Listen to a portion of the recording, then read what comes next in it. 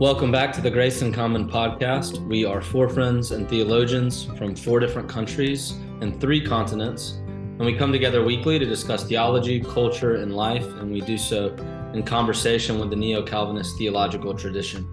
I'm Corey Brock, and I'm here today with James Eglinton in the majestic city of Edinburgh, and Grace Utanto is with us from Washington, D.C., and Marinus de Jong from Amsterdam, and we are grateful and delighted to have with us one more time Chris Watkin to talk about his excellent book, Biblical Critical Theory. Chris is an associate professor of European languages at Monash University. And Chris, we're excited to dig into the details of your wonderful book today. It's a pleasure and a privilege to be here, Corey. Thank you.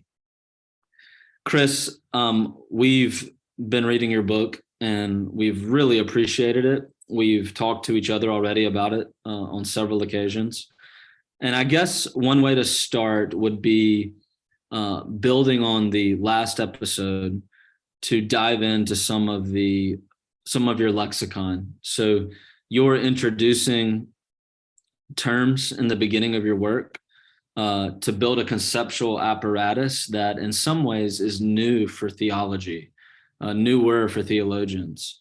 And I think a lot of theologians, a lot of pastors and others are going to come and read your book and find so much benefit from it. Talk to us a little bit about the relationship between some of your key terms. I'm thinking of figures, worlds, and social theory in particular. What do you mean by them and what are you doing? What are you trying to do with them? Great. Thank you. Thank you, Corey. Figures is my way to try and talk about the way in which we make sense of the world. So one tradition of Christian thinking recently has emphasized the idea that it's really ideas and concepts that are at the foundation of our sense of the world. And everything is, first of all, propositional, and then it gets sort of worked out in different areas of life.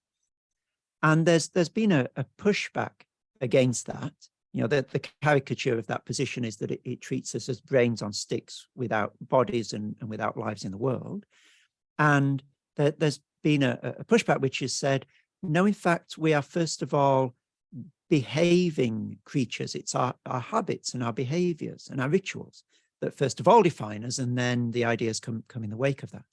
And there are various ways of trying to pass those out. And what I'm trying to do with figures is to allow both of those aspects of how we make sense of the world and others as well to play a role interacting with each other. So that a figure, broadly conceived, is a way of making sense of the world, a way of patterning or rhythming reality. And language does this. There are various ways that we can, quite technical ways that we can go into, if you like, of understanding language as ways of patterning and rhythming and creating structure. But our rituals and habits also do this. They create patterns and rhythms out of time and out of space that help us to make sense of ourselves and the world. The objects around us also do this. The chair that I'm sitting on patterns, if you like, and rhythms my existence in certain ways. The way that the lecture theatre in the university that I teach in is laid out suggests certain relationships and ways of making sense of human existence in the world. And so artifacts also have this figuring function. And figures then is an umbrella term for all of these different things. So language, concepts, artifacts, behaviors, all of these things are figures. And all of them have a role in making sense of the world for us, helping us to make sense of the world. And what happens when all of these figures are sort of working together and all influencing and shaping a particular way of being in the world is that you get what I call a world.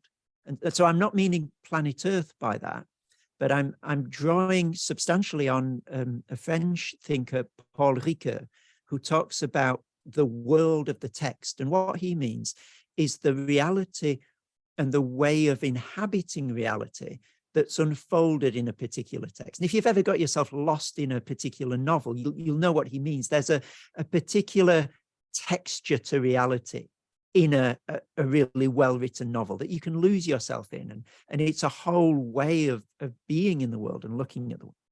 And so that's a world. And, therefore you've got the world of first century Palestine, which is different to our world. And you've got, the world of Shakespeare. You've got the world of stamp collecting. And each of these worlds have their own characteristic assumptions, their dispositions towards reality, things that they draw your attention to in reality, things that remain in the background. And so it's that lived experience sense that I mean when I say that figures cohere to form a particular world. And the third thing that you raised in your question was the idea of social theory. And I think you can understand a particular social theory or a particular critical theory as presenting a particular world to be lived in. And so when we look at the writings of Karl Marx, for example, or Friedrich Hayek, or Freud, or all of these thinkers who have become wells on which many subsequent writers have drawn, what they're doing is they're presenting a world. And I think you can understand that in terms of three elements. So first of all, their writing makes certain things viable.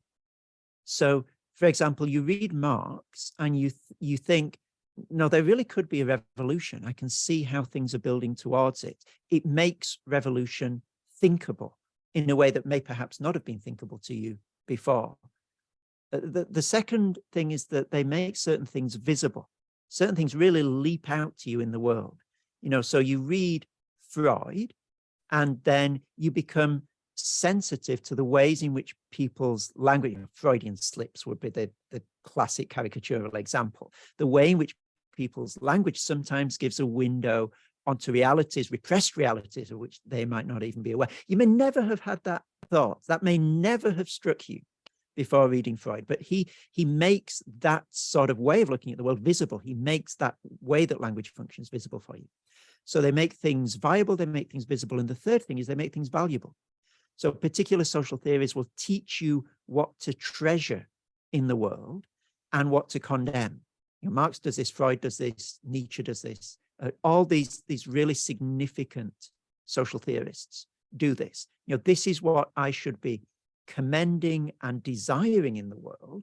And this other set of things over here is what I should be shunning and condemning. And if you take those three together, that making things viable, visible, and valuable, you've got the way that these social theories create a world for their readers to inhabit. They invite you into a particular world, to look at the world and to situate yourself in the world in a particular way. That's really helpful. Someone might come to this and ask if we are moving towards a biblical social theory or biblical critical theory, how do we move from the subjective to the objective, and how can you know? So the epistemological objection potentially comes in here. I guess I think about Calvin. Calvin talks about the fact that when you put on the spectacles of Scripture, when you look through a biblical lens, he's thinking there of that helping you to see God, whereas prior through general revelation, you saw God dimly. And someone might want to come and say, is putting on a critical theory, especially a biblical critical theory, putting on spectacles, or more like taking them off? More like you've only seen dimly until now. And so I guess talk about how you think philosophically through the relationship between subject and object as it pertains to the language of figures and worlds, and how you draw the connection between the two. Yeah, thank you, Corey. It is a very peculiar thing. And if there were, the Martian anthropologist who would land on Earth and have a look at the way that we see things, I I think they would be mightily puzzled by this distinction that we've felt we needed to draw in modernity between subjects and objects. That there is an inner world to which we have, and this is sort of classically Descartes, isn't it? To which we have some unmediated access, and then all the problems come when you try to reach outside that inner world to make contact with what you might call an objective reality. And I think one of the wonderful things about the Bible is that it doesn't start there. So the objective world, and Bruno Latour, I think, is really good on this. He has the insight that the subjective sucks up all the meaning and ethics into itself. And so if you want value, that becomes fenced in the subjective world. And the objective world for modernity becomes innate and bare and meaningless. So all the activity, all the subjectivity, all the agency is sucked into the subject side. But that's not the biblical view of how things are. Things are neither subjective nor objective in this way for the Bible, because reality isn't some inert, meaningless mess, nor is all the agency with the subject. So the way that the Bible understands reality is that it's all made by a God who has a character, and the world reflects his character. And this is your Genesis 1, isn't it? That not only does God say, let there be light, and it was so. So there's a way in which creation responds ontologically to God's word, but God also says, and it was good. And so creation is reflecting God's character ethically as well. And there's no sense in Genesis 1 that ontological reflection of God's character is somehow knitted into the fabric of reality, whereas the ethical response to God's character is somehow ephemeral or secondary. That there's an equality between the "it was good" and the "it was so," that I think is really troubling for the modern subjective-objective split, and that bursts those old wineskins of trying to function in terms of that dichotomy. And it's another case of what we were talking about, therefore, in the last episode, where the Bible diagonalizes that split. It says you've taken aspects of a rich, harmonious biblical truth, which is that it was so, and also it was good, and that God is the creator of the world, and he has a character, so it's not inert, but neither is the world simply a figment of one radically subjective imagination. And you've ripped those apart, and you've said you've got to sort of wrestle with them in opposition to each other. There's the subjective and the objective that are in tension with each other. And the Bible would say, no, there isn't. There's the creator God who has a character, who's made the world, which was so, and it was good. And so where's the problem with the subjective objective split? The second part of your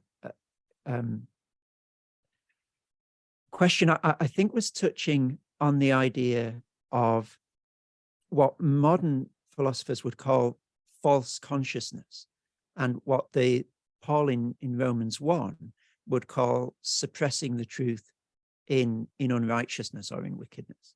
So there's an idea in the Bible that if you don't see the world in the way in which the Bible presents it, i.e., God is the creator of the universe, I've sinned against him, Christ died for my sins, that there's a sense, and it comes out in this Romans 1 passage, that you're not seeing things correctly. You have distorting glasses on, and to come to see that God is in fact the creator of the world, and so forth, is not to put on some sort of theory that is over and above some putatively neutral approach to reality, but it is in fact to take off one's distorting glasses and to see for the first time the way that things really are. Now that move is then taken over by modern thinkers, and they do exactly the same thing. So Nietzsche will say that Christianity itself, for example, is misunderstanding its own motivation. It's not born out of benevolence or love, but it's a deep, what he calls ressentiment. It's Christians are bitter that they're not stronger than everyone else. And so they validate the weak in order to have what he calls this slave morality. And so he would say Christianity itself is a false consciousness. Freud would do the same. Marx would do the same. And false consciousness is a Marxian term. And he'd say, you know, when you think that society is ticking along really well and, you know, capitalism is working well, that is a false consciousness. You are, to use biblical language, suppressing the truth in wickedness. What you need to do is take off the glasses and see what terrible damage capitalism is doing to people. You know, wake up from your dogmatic slumber, so to speak. And so there is consistently, in all these different ways of looking at the world, the challenge to those who disagree that you're not only wrong, but you are deceived. You are self-deceived. You know, the Romans 1 is saying that, and these modern thinkers themselves are copying that move and also performing that same gesture of thought to their own benefit.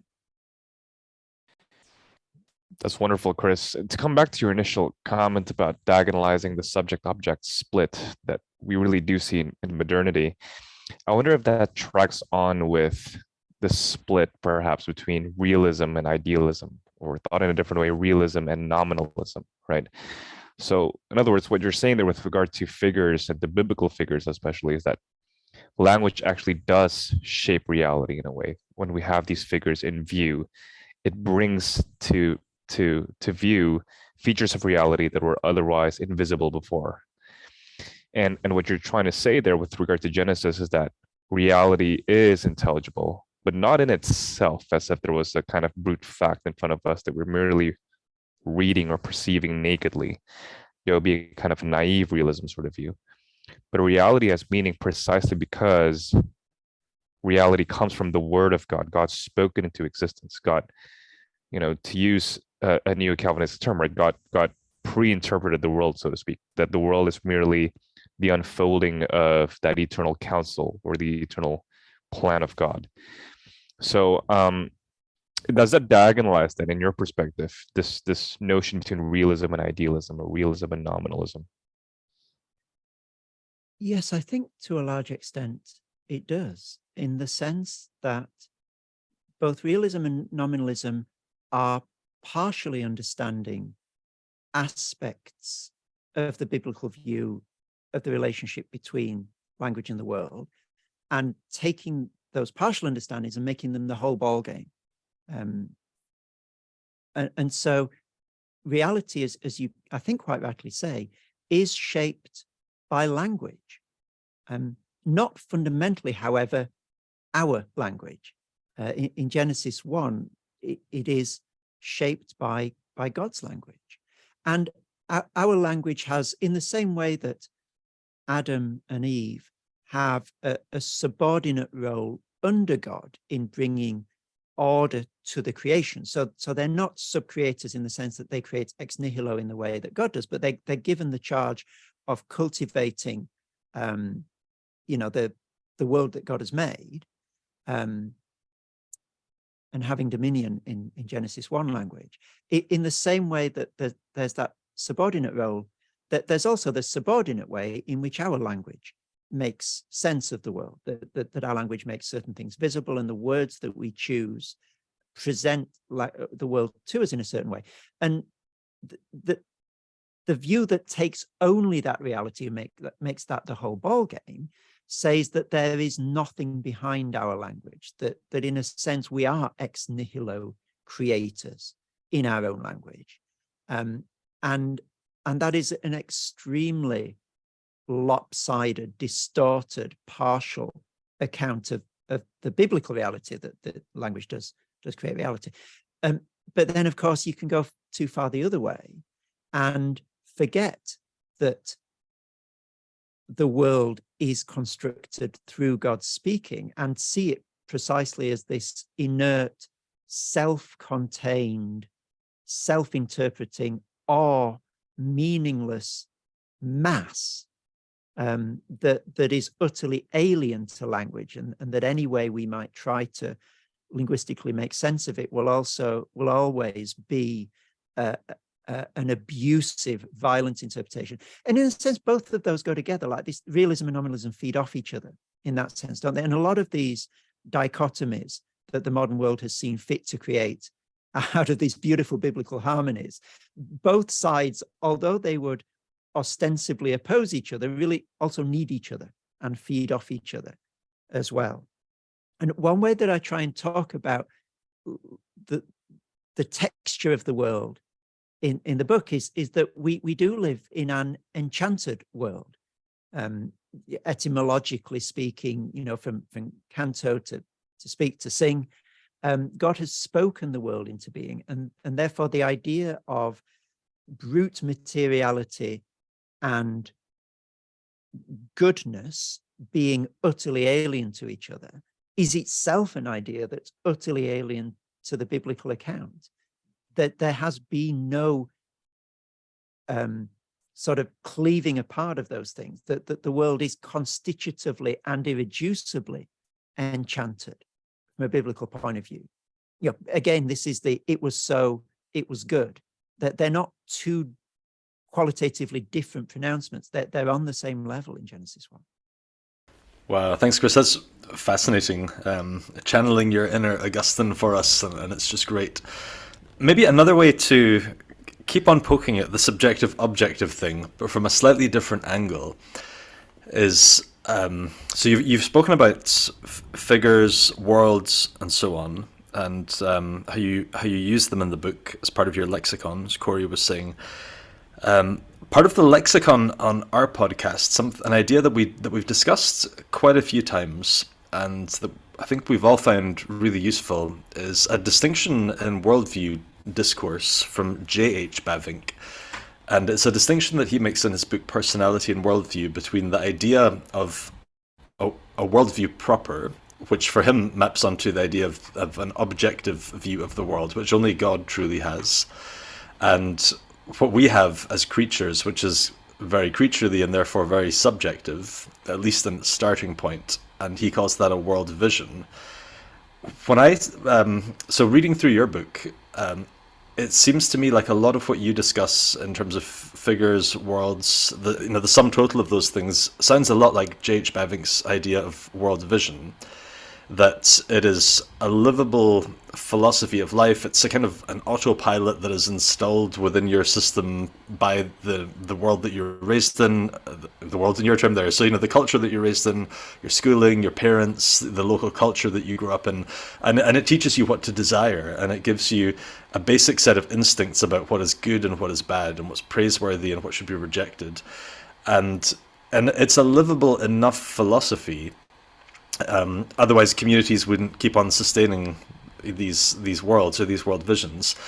But for J.H. Bavinck, so one thing that I think was really similar between his world vision idea and what you describe in the opening of your book is also that for J.H. Bavinck, a world vision is untested.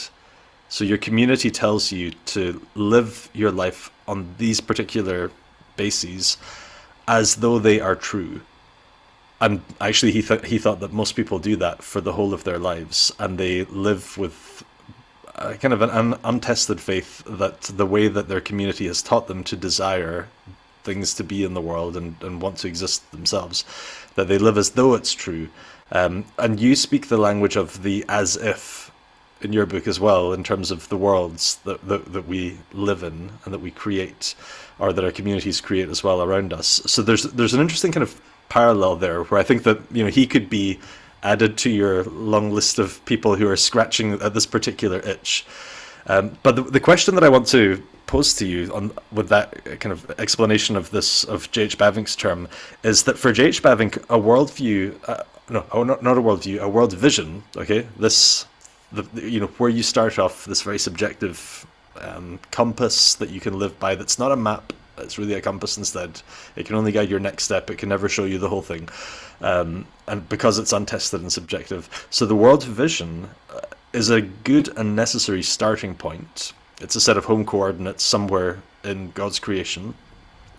But if you never put it to the test, and if you never look to move from creature to creator, from, in his terms, from purely subjective to purely objective, then your home coordinates actually become a kind of prison that you're stuck within, because you're living. You kind of give yourself over to living by lies, I guess, or because you're never willing to test out whether the world vision that you've been ingrained with is actually whether it corresponds to the truth about the world. So I've been popularizing this idea a bit for a couple of years now, and I give a lecture once at a conference in London on this distinction, and someone asked a really interesting question afterwards, which was that if someone grows up in a very Christianized cultural environment, and they are, and the world vision that they imbibe there is very obviously culturally Christian, but they never put it to the test, then is it possible to have something like a biblical world vision that is still tremendously limiting, or a biblicist world vision that's quite different to something like a biblical or a Christian worldview, which is much richer? And I think for J.H. Bavinck, that's possible to treat the Bible as though, without ever really putting it to the test, and without engaging in that kind of bigger picture of the kind of critical inquiry that you're talking about, I guess, in your book. But and how you think about worlds, for example, and the idea of the Bible itself as supplying figures, in your term, in your way of defining it, or rhythm, for example, all these things that do fundamentally shape our experience. Is it possible for the Bible to be treated in that kind of way, as if that you live in almost as blinkers? Because I think that's quite possible for J.H. Bavinck. Is it possible for you? What an incredibly rich question, James. Let me just start and jump in, and if I end up going on too long, someone just stop me and bring the conversation back to where you want it to go. Let me start at the end of what you say. Is it possible for the Bible to function as a world vision in J.H. Bavinck's sense, and not a worldview? I think my first response to that would be, it's quite a poor world vision, in the sense of being a cloistered, monolithic view of reality that doesn't allow critique, for the very reason that the Bible has one of the figures, the driving figures of the biblical witness is a ferocious self-critique. So if you think about the prophets and what they are allowed to say about their own nation in the Old Testament, compared to, for example, what the Assyrians would have put up with, or what the Babylonians would have allowed people to say and not be killed for, there's baked into the heart of the biblical witness, there's a suspicion of one's own motives. Like, just because someone is king of Israel does not mean they're going to make good decisions, and does not mean we should treat them as a god. In fact, read Chronicles, quite the opposite. So there's this unusual feature of the Bible, that it is persistently and radically self-critical. David is an adulterer. Abraham sells his sister down the river. Moses strikes the rock with a flourish that God condemns. Like, there's no one that comes out alive, if you like, from the Bible's unremitting critique of its heroes. And so I think someone who's read the Bible seriously and thought about it will be predisposed to think, hey, I bet I've got assumptions that are unhelpful. I bet my own heart is deceitful above all things. And I bet I need correcting. And that's not always the case with ideologies. Rare in the way that the critique is consistently turned inwards throughout the biblical witness. And, you know, Jesus has his hardest words, doesn't he, for quote unquote believers. You know, he's quite gentle with prostitutes, but he lets rip with Pharisees, like no holds barred. He has his strongest invective for people who are inside the church, so to speak. And so I think people who've read the Bible seriously will be thinking, whatever vision I've got of the world, I bet it needs correcting. And I bet there are blind spots that I've got to it. And the other reason that I think it's hard to have a cloistered world vision if you've taken the Bible seriously is that the Bible itself, and this again is really quite odd in the history of both religious and philosophical texts, it's so irreducibly cross-cultural. You know, it's written over a period of centuries about and to communities who are by turns enslaved, nomadic, self-governing, exiled, and occupied. And no one of those is the guiding paradigm for how one can live as a believer in God in the world. And so you're also predisposed to think my way of doing things, my cultural moment should not be universalized and should not be normalized, because believers have been faithful in all these different contexts, and there's no sense that they've all been sort of driving towards one of them, or one of them is the paradigm from which all others are drawing. And the third reason that I think the Bible, peculiarly among texts that body forth a view of the world, doesn't allow itself to be cloistered into a world vision, is that generically, literally, in terms of its literary makeup, it's so diverse. So, like, what's your world vision going to be if you take both Proverbs and Ecclesiastes seriously? You know, are you going to think that the world is predictable and if you work hard, you'll get on in a Proverbsy sort of way? Or are you going to think the world is fundamentally chaotic, and sometimes those who try and do the right thing end up getting trodden on, and you know, ne'er-do-wells end up with all the riches in an Ecclesiastes sort of way? Well, you can't resolve to either of those if you're trying to take the whole of the Bible seriously. So I guess what I'm saying is time and time again, the Bible shakes you up. Whatever your settled, nicely sort of tied off, neat view of the world is, the Bible is always throwing stuff at you from other directions in a way that makes it very hard to have a prim and proper world vision in the sense that I understand J.H. Bavinck to be using that term.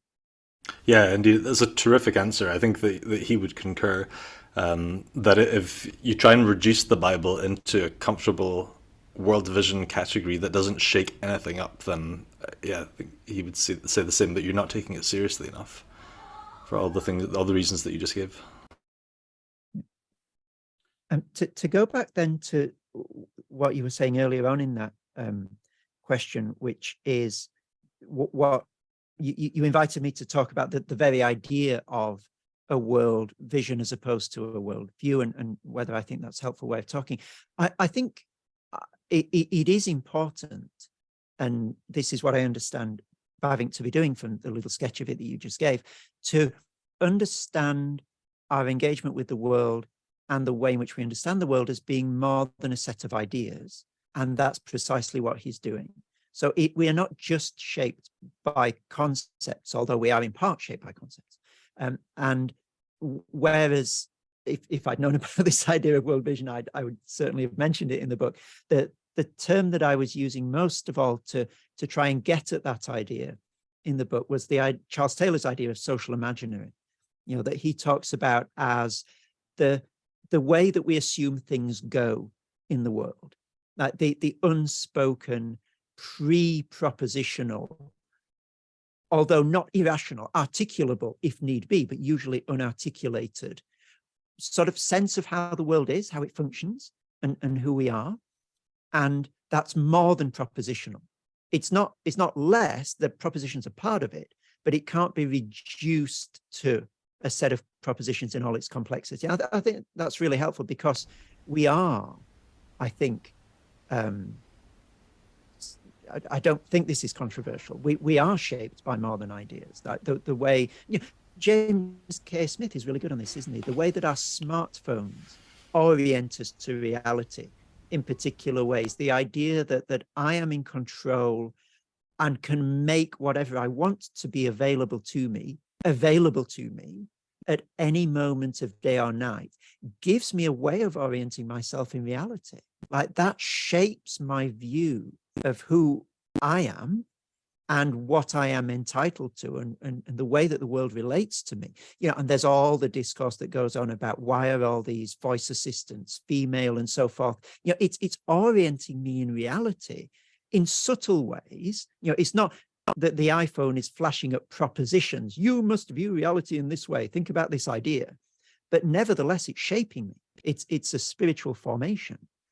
It's just not acting on the propositional level. And I think if we miss that, then we become vulnerable to being shaped in ways that we're not realizing, and assuming that those shapings are simply natural, are simply the way that things are.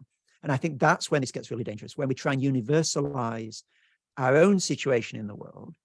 And this was perhaps where the missionary movement in past centuries went wrong, one of the ways it went wrong, which was assuming that, well, in order for people to be Christians, of course they need to wear suits and ties, because that's what Christians wear.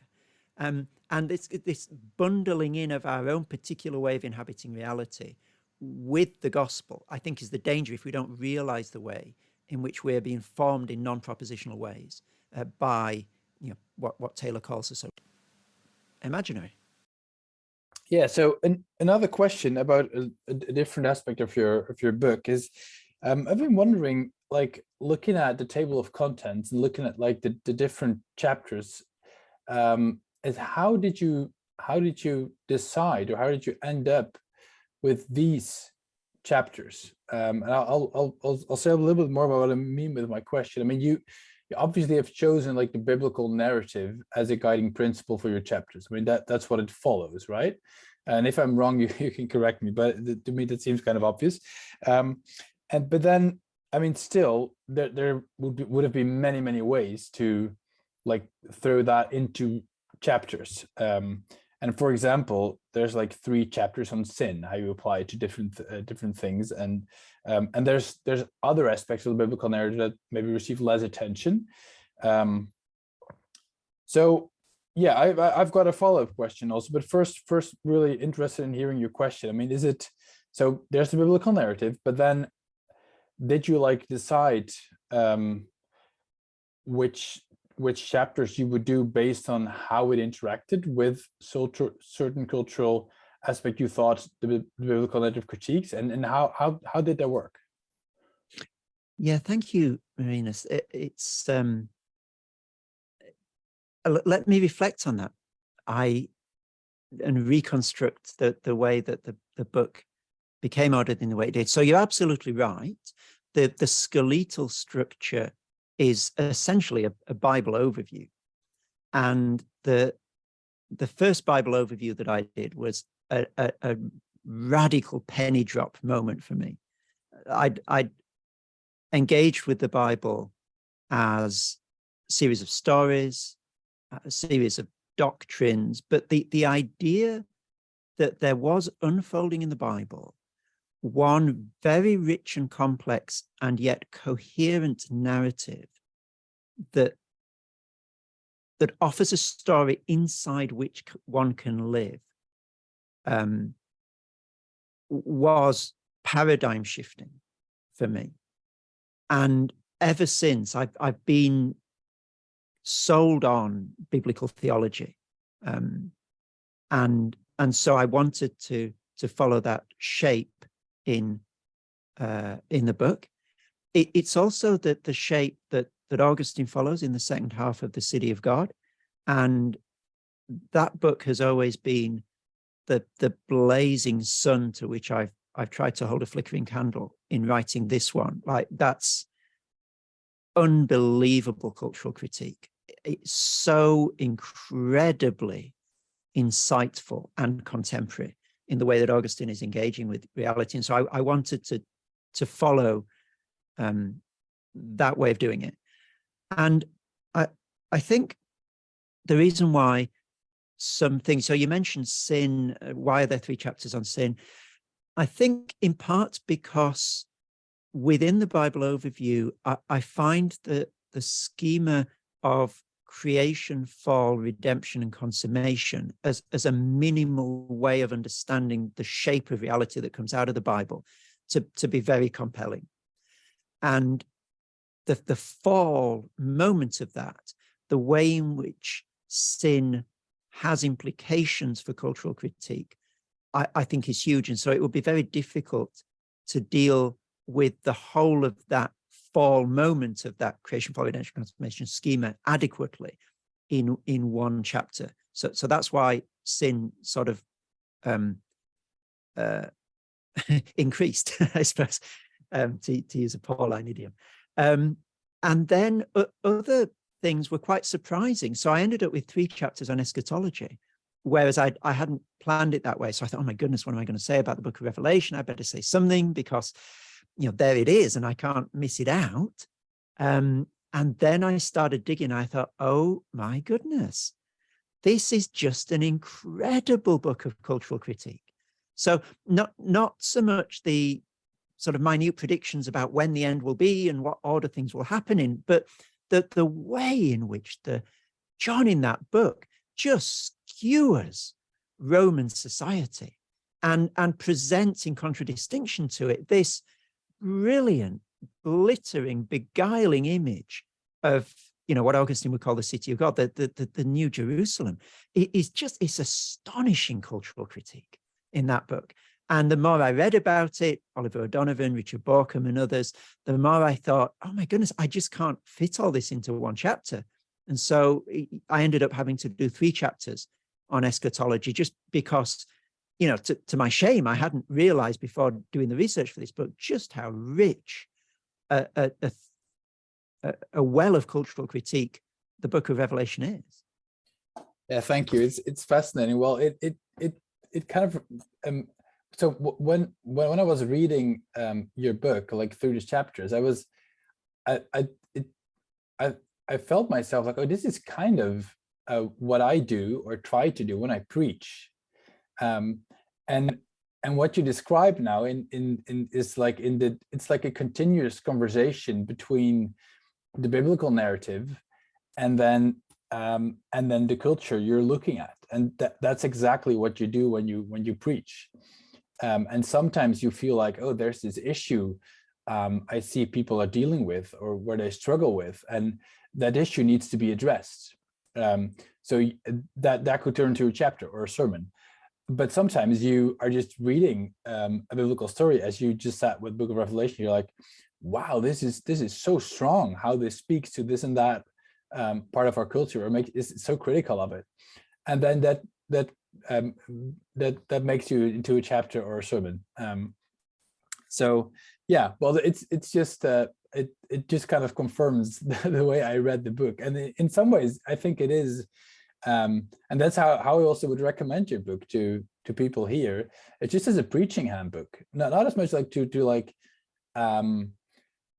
well, not learn how to make a sermon, but in some ways it is how to. Well, it doesn't tell you everything about how to make a sermon, but to learn this conversation, like between, like to get tools to look at your culture in a very healthy and good way, and connect that and have this conversation between the biblical narrative and the culture we live in, to keep that going. And I think that's exactly what a good sermon also needs to do.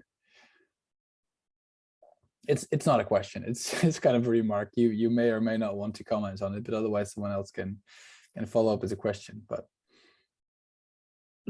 only to say thank you. I hadn't really thought of it in those terms, and I'm not a preacher myself, so it's really helpful to have that perspective. So thank you. I want to follow up on that, Chris, because I had a very similar thought to Marinus, and have a couple questions I think that go hand in hand with what Marinus just pointed out. One is also looking at the table of contents and then thinking about the title. I suppose one of the things I thought about early in reading the book was, why did you decide on a biblical critical theory instead of a Christian critical theory? And or was that a reflection you might have had? And then I think this might be related to it, and it really is what Marinus was just saying, that when I read your book, I ask, I think, what discipline, where do I, and the practical question could be this: what part of my library where do I stick this book in my library? And you just talked about your love for biblical theology, but of course there's so much systematic theology in this work, and biblical theology and exegesis, but also obviously philosophical insight, sociology, cultural critique, and like Marinus, we discussed this earlier, but I thought this is ultimately, in my mind, an aid for preachers as well. So I guess, how do you think about the discipline that your book participates in, and does it? I mean, part of what I thought reading it was, this book, while you say in the conclusion, is not something brand new, what you're doing. You take it all the way back to Augustine's City of God. Nevertheless, I do see it as an instantiation, and there's a newness about it, almost a genesis of a discipline in itself, perhaps. And maybe that has a connection to my question about the title. I'm not sure, but why a biblical and not Christian critical theory? And then how do you see this book in relation to the disciplines, the sciences that we have out in front of us today? Yeah, thank you, Corey. I think there are two things that I really like about the biblical critical theory. The first one is that I do want to follow the biblical storyline, and I do want that to shape the book's engagement with culture, rather than any particular theological stable or approach. I want to let the language that I use in the book is that I want to let the Bible set its own table, which means I want to let the Bible tell us what it wants to tell us in its own terms. And I guess this comes perhaps from my training as a literary scholar, and my faith in close reading, that you can come to a text without, huge theoretical baggage, and you don't need to read it through a particular lens in order to make sense of it. You can trust the possibility as a reader to make sense of a text by reading it carefully. And so I don't want any particular theological lens to come between the reader's engagement with this text and the Bible, if you see what I mean. And so I'm naive about that and assume that we can have some sort of pure immediate engagement with the Bible in some sort of Kantian noumenal sense. But I do think we can go too far in the opposite direction. And that's the second reason why I really like the title biblical. It's because there's sometimes a tendency, and I don't know whether it's implicit or simply assumed, in a lot of Christian cultural critique, that the best cultural critique gets done the further we pull back from the text of the Bible itself and interpose cultural theorists and critics. So in order to do the really sort of radical cutting edge stuff, you need to sort of get your head out of the Bible and read your philosophers and read your theologians and talk about them. And I just, both viscerally and intellectually, I think that's dangerously misguided. I think the better, and just look at Augustine, the better that you do cultural critique better by getting more into the biblical text, by engaging with particular passages and particular biblical books, by pressing into and leaning into the Bible, rather than thinking you have to disengage somewhat from the Bible in order to do relevant cultural critique. And I think calling it biblical critical theory plants that flag and says, let's do critical theory by leaning into the Bible, rather than by thinking we have to take a step back from the texts themselves in order to do good cultural critique. So I also read the book and couldn't help but think of its usefulness for preachers as well. I think the diagonalization concept is such a seminal insight that utterly transforms the preacher's ability to show that the Bible speaks today, whichever day that is and wherever that day is. But I think one of the great triumphs of your book is showing that this isn't some kind of, recent gimmick or something like that. It's actually an inherently biblical sensibility in how the Bible speaks all the time. So I thought in that regard, it's such a useful thing for preachers. A question that I have is about diagonalization, but also about paradox. So one of your chapters is called The Cross, Asymmetry and Paradox. And I guess, diagonalization, as you show, is a long-held, very classical, and ultimately just deeply biblical Christian intuition, sensibility, call it what you will. Something that we've discussed quite a few times on the podcast so far is that paradox is also an inherently very deeply Christian and biblical intuition or sensibility.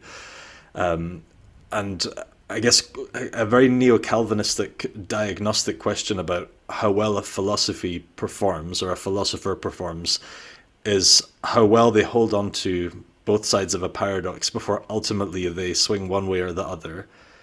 Whereas Christianity reconciles paradoxes, or just it holds them together and affirms the necessity of both aspects.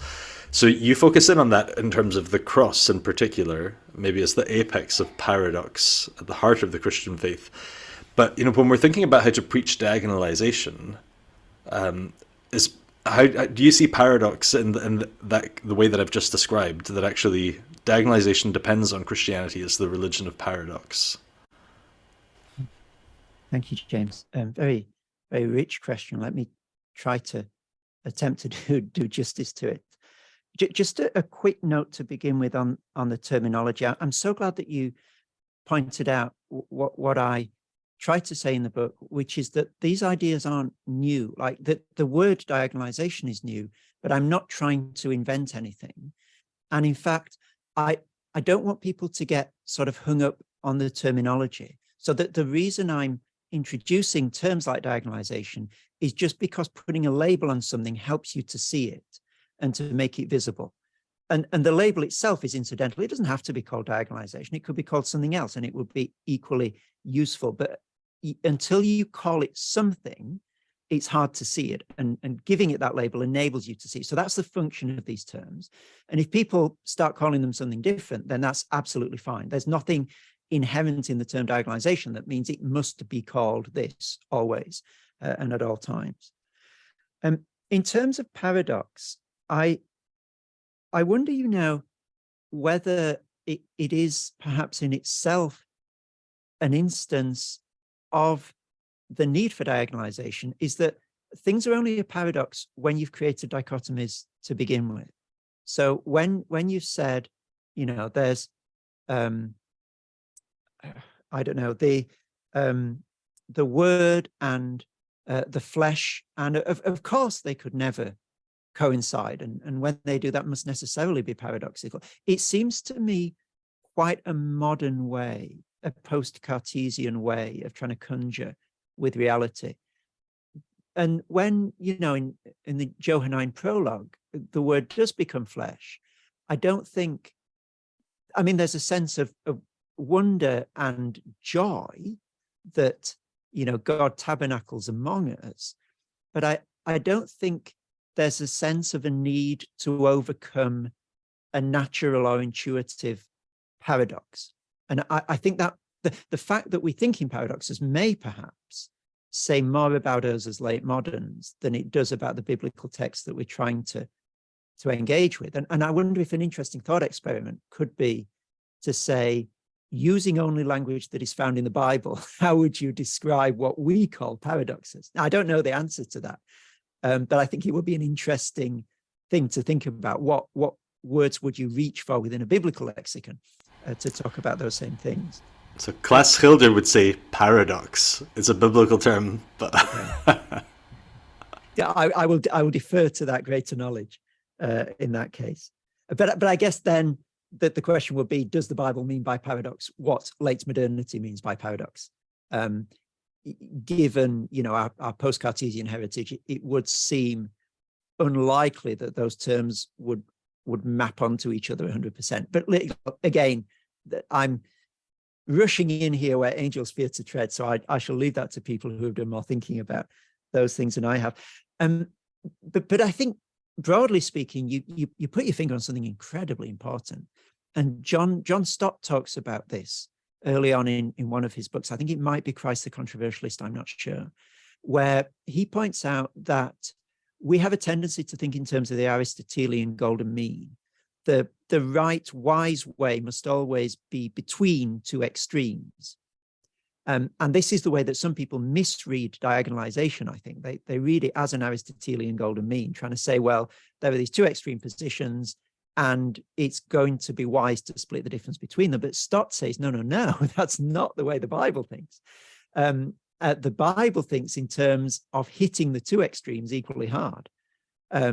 So human responsibility and divine election, for example, the word made flesh is not some sort of, and Chesterton as well is good on this, is not some sort of half man, half God. I think, you know, Chesterton says at one point some leprechaun or something like that. No, it's fully God and fully man. And, you know, modernity, go figure, because you have no categories for that. Like, that is scandalous. And you know, and that's why you get a lot of modern critiques of things like the incarnation saying, this is incoherent, this is gibberish and mumbo jumbo, these Christians don't know what they're talking about, how can Christ be fully human and fully God? Well, you know, because late modernity has left you in a position where you have no way of thinking about late modernity than it does about what the Bible is presenting.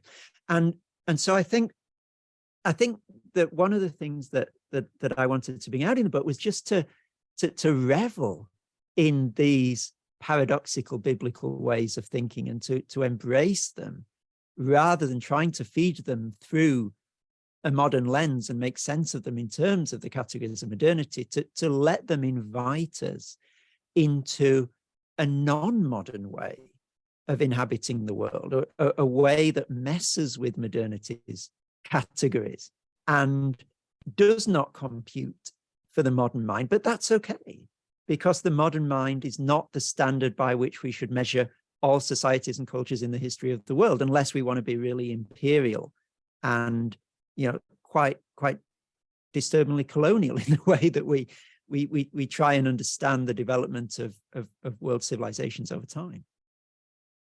Amen. I love it. That's great. Just to chip in really briefly to explain what I said about Klaas Schilder. So his classic example of paradox in the Bible, which is really interesting for this conversation, is from Luke's Gospel. And it's where Jesus forgives sins. And afterwards, so the text, both in Dutch and English in Bible translations, tends to say that the people saw marvelous things or something like that. But actually the Greek text is that they saw paradoxical things. As an observation of people seeing what they thought was a man, or maybe only a man, but who was able to forgive sins like God. So that's described as a paradox in the New Testament. But I get your point that we have to locate the use of the term in different historical periods. And Schilder otherwise was very critical of the idea of paradox. I think even more than we are. But that's aside here. So just to follow up on James a bit, and also getting back to the question Corey asked earlier about the discipline your book fits in. So also another thought I had, also a little bit connected to what I said about it, this being a preaching handbook, is could we also see your book kind of as a contextual theology, in the sense that you contextualize the biblical narrative to the late modern Western world, because the conversation with this particular culture is what is like takes center stage at your book. And you felt like, I'm looking for a city of God for today, and I didn't find it, so I have to write it myself, right? I mean, that's what you say somewhere in the book, if I remember well. And then, if that is the case, what does it say that some parts get more attention than other parts in your book, and what would the implications of that be for systematic theology? This is really like a thinking through question, and I've no idea if you have thoughts about it. But so, for example, and I have to say I didn't read all your chapters, so I may have just missed it, and maybe somewhere in the book. But for example, take the chapters on the cross. You say many things about it, but not so much about, for example, this is an example about like the notion of substitutionary atonement, right? I mean, is it because it doesn't speak to our culture so much? And would that then imply that systematic theology may have to reconsider or think in a different light about that? Or am I taking your book like too far if I think of it in that way? And this is also something that happens when you preach. I mean, I Lent 2 years ago, I preached about the meaning of the cross in a series of sermons. And then you also see that some passages just like fit or work better with the culture you live in than others. That relates to what you just said. I guess the question is like, what are the implications of that if you see it as a contextual theology for systematic theology? Goodness, there are so many questions and possible ways of answering that, Marinus. Thank you. I guess the first thing that I want to say is that there is no sense in which I attempted to write this book as a systematic theology, giving weight to different doctrines in the proportion to which I think they should be given weight in the Christian life. So I don't, so that the fact that, to take your example, I don't go on at length about penal substitution has no implications as far as I'm concerned for the centrality of that doctrine to being a Christian. So what I'm trying to do in the book is to take each moment in the biblical story and to give each of them space, but then within those moments to fasten on some of the aspects of those moments in the biblical story that I think are particularly propitious for bringing into conversation with contemporary cultures. So there's a sense in which the ease of getting that conversation going with aspects of modernity is shaping the way in which I engage with the Bible in the text. And therefore, I think it would be quite dangerous to read it as a book of systematic theology, because, you know, as you're pointing out, there are things that I don't say that are very important to be said if you are taking the Bible seriously. And the what was I going to say? So it's the storyline, I guess, that's driving it, rather than a careful attention being paid to each systematically significant aspect of Christian doctrine. And this comes back to the idea of what sort of genre is it?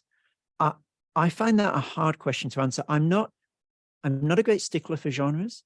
I'm a literary scholar who does philosophy and theology, and the latest book I'm writing is on intellectual history. So I don't tend to respect those borders, but I think perhaps the point to be made about that is that I wonder whether there might not be something deeply Christian in that lack of respect, in the sense that, you know, if you think that the origin of the very idea of the university in the West is tied up with a Christian view of reality as being diverse, but ultimately cohering, of there being a meaningfulness to seeking wisdom in a broad sense that's not siloed off into hermetically sealed disciplinary containers. And while Christianity was somewhat influential in society, that idea of the university, the unity in the diversity of intellectual pursuit was prominent.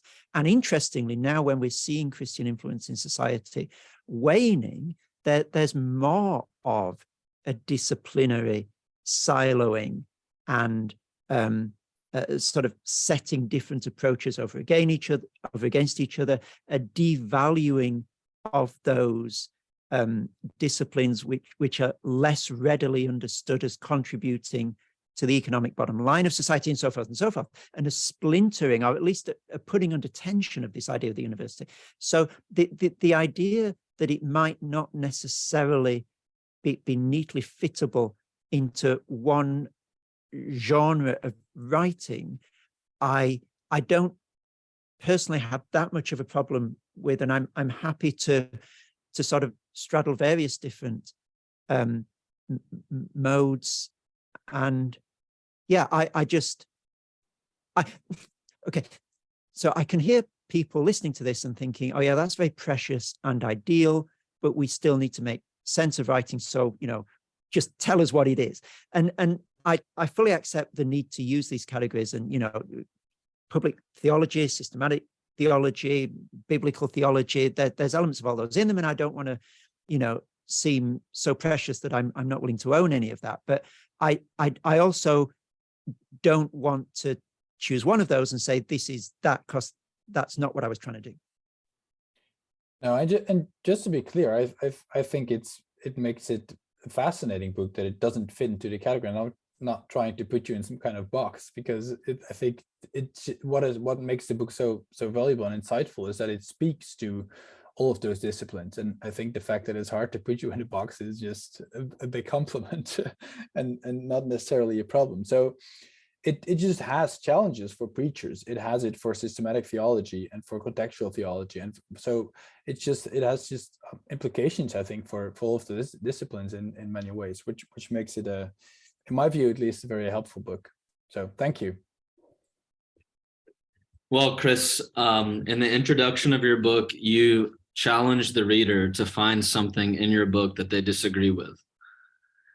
And as we close our time together, I will tell you one of the things, the thing I did disagree with was something you said in your conclusion.